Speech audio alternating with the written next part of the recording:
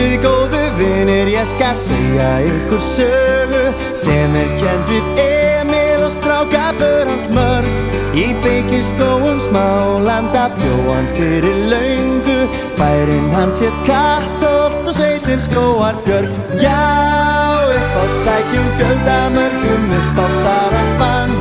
Og Emil það var nafnið hans, á Emil það hét hann.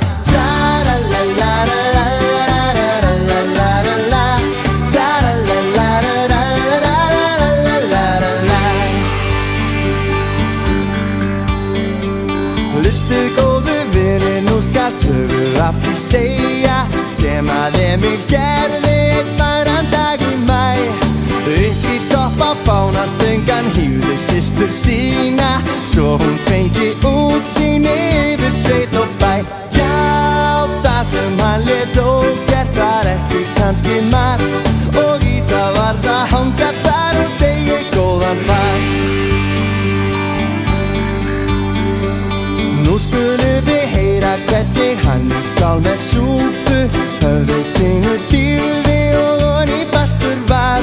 Og síðan var það flytja hann í flýtur til læknis, til fyrna mikil eyru á höfðinu hann bar.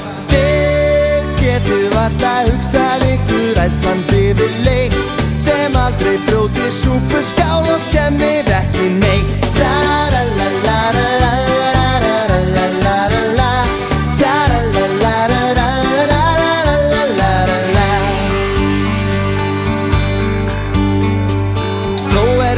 Gerlegt að greina rétt frá öllum glöpunum og hrekkjunum sem hann upp á fann. Í smiðjukoppnum hann var látin hírast marga daga.